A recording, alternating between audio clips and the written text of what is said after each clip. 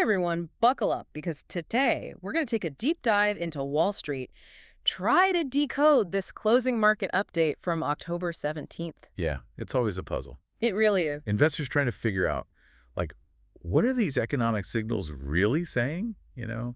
What's the sentiment out there? And today's puzzle, well, it's got some head scratchers, let me tell you. The update starts with, honestly, a bit of a contradiction. It talks about this rally, but then it fizzles out real quick. And the reason? September retail sales. Yeah, those numbers were interesting. They were surprisingly strong, up 0.4% overall. And if you take out autos, which can sometimes skew things, a healthy 0.5%. See, now, you'd think investors would love to hear that, right? Strong retail sales means consumers are feeling good, they're spending money. Here's where things get a little strange. So this positive retail report, it actually caused Treasury yields to jump. The 10-year yield went up to 4.1%. Now, I know yields can seem kind of like financial jargon, but just think of them as like a barometer for investor confidence. Right, so a higher yield. Yeah. Usually means investors are a little more nervous, a little more uncertain about things. They want to be compensated for that risk. So they demand a higher return when they lend money to the government, right? Which can often be tied to worries about inflation. Exactly. See, and this is where that fear of the Fed starts to creep in. Oh, tell me more about that. Well, if the economy is looking too good, if the numbers are too strong, the Fed might decide, okay, time to raise interest rates again to keep inflation in check. Right, but higher interest rates mean? Borrowing gets more expensive for everyone. Businesses, consumers, you name it. And that could end up slowing down the economy, which is the opposite of what we want. It's a real balancing act, isn't it? One part of the economy doing well might mean the Fed slams the brakes on everything else. Welcome to Wall Street, where good news isn't always good news, if you know what I mean. Makes you wonder if there's ever a truly good day in the markets, right? But speaking of mixed signals, this update throws us another curveball. So we just talked about how retail sales were strong, Yeah. but industrial production, that actually fell, and more than expected, too, down 0.3%. Yeah, that's not what you want to see, especially in the manufacturing sector. So wait, consumers are out there spending, but factories are slowing down. How does that make sense? Well, it could be a sign that businesses are getting a little nervous. They see the uncertainty, they hear the whispers about the Fed, and they think, maybe we shouldn't expand too quickly right now. So they hold back on production just in case demand dries up. Exactly. This manufacturing data, it's definitely something to watch closely in the coming months. Could be a very early warning sign about the broader economy. It's like we're watching two completely different economic movies at the same time. I like that analogy. On one screen, it's all shopping sprees and consumer confidence. And on the other screen, it's factories shutting down and everyone's hitting the panic button. Right. And as if that wasn't enough to deal with, we've also got the wild world of chip stocks. Talk about a roller coaster ride this week, huh?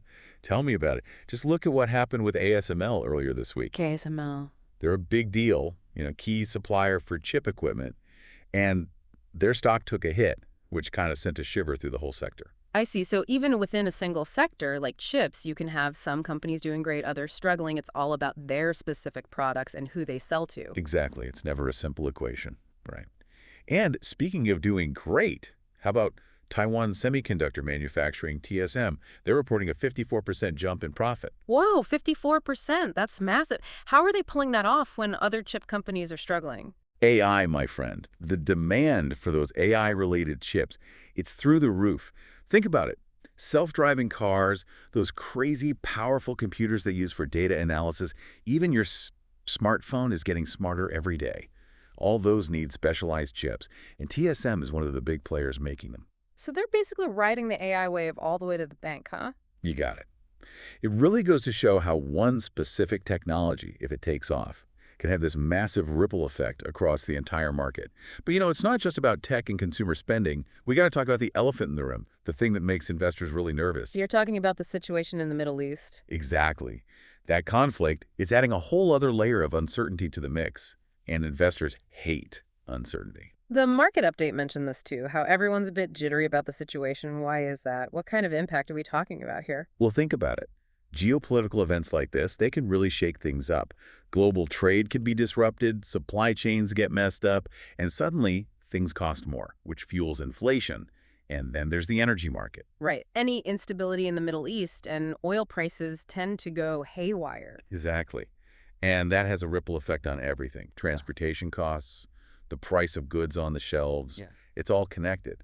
So, yeah, it's a big deal. And it's definitely something investors are keeping a very close eye on, It reminds you that the markets don't exist in a bubble, you know? What happens in one part of the world can have huge consequences for investors everywhere. for sure. And speaking of uncertainty, there's one more thing we got to talk about, something that has Wall Street on the edge of its seat. Yeah. Interest rates. Mm-hmm. Everyone wants to know what the Fed's going to do next. Right. The will they, won't they game with interest rates. It's all anyone seems to be talking about. So what's the latest? Give us the inside scoop. Okay, so here's where it gets really interesting. We've talked about all this strong economic data, Yeah. right? Retail sales, the job market holding up. Right. So you'd think the Fed would be feeling pretty good, maybe even ready to raise rates. You'd think so, wouldn't you? But here's the thing. Futures trading is still showing a high probability of rate cuts by the end of the year. We're talking around 74%. Hold on. Back up for a second. For those of us who aren't fluent in Wall Streetese, what exactly is futures trading and why does it matter in this case? Okay, so imagine you're a farmer, right? You've got a bunch of corn you're going to harvest in a few months, but you're worried the price of corn might drop by then. I see. So you want to lock in a good price now, even though you won't actually sell the corn until later. Exactly. So you use something called a futures contract. Yep. It lets you basically agree to sell your corn at a specific price on a specific date in the future. That way, you're protected even if the market takes a dive. Now, in the financial markets, they trade futures contracts on all kinds of stuff. Commodities like corn, currencies, and yes, even interest rates. Got it. So when investors trade these interest rate futures, they're basically betting on whether they think the Fed will raise rates, lower them, or keep them the same. You got it.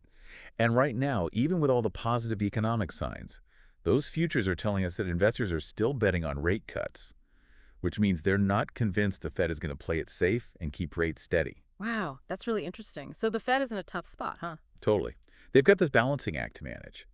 Stimulating the economy is important, but letting inflation run wild would be a disaster. It's like trying to walk a tightrope while juggling chainsaws. One wrong move and everything could come crashing down. Yikes, no pressure, Fed.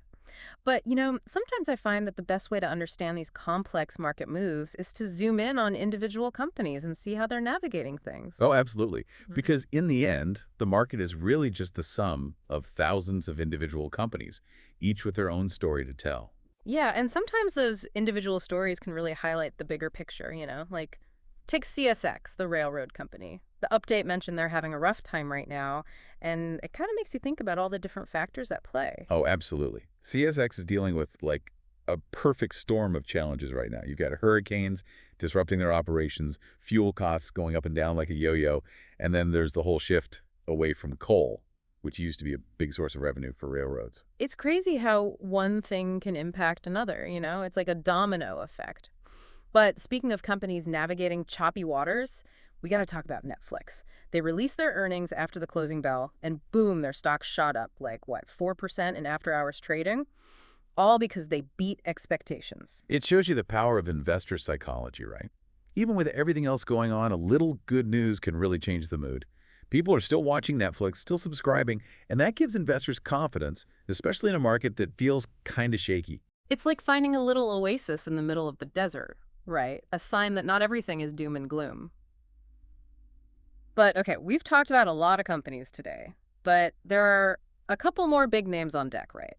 American Express and Procter & Gamble are reporting their earnings soon. What should we be watching out for there? Well, with American Express, it's all about the consumer. Are people still whipping out those credit cards, or are they starting to tighten their belts a little? The delinquency rates, that's the number to watch. If more people are falling behind on their payments, that could be a sign that the good times are coming to an end. Makes sense. And what about Procter & Gamble? They make so many different products, it's hard to keep track. Right, but that's actually the point.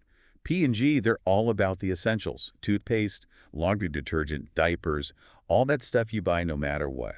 So if people start cutting back even on those things, that's a huge red flag.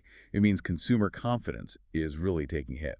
Wow, so it's like we're all economic detectives trying to find clues in the shopping cart. Exactly. You got it. Well, I gotta say, this deep dive into just one day on Wall Street has been, it's been a wild ride. So much information packed into those market updates. It really is amazing, isn't it, how it all connects together? For sure. But hey, that's why we do this, right?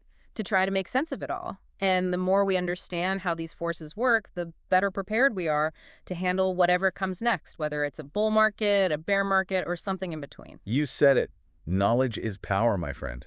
So true.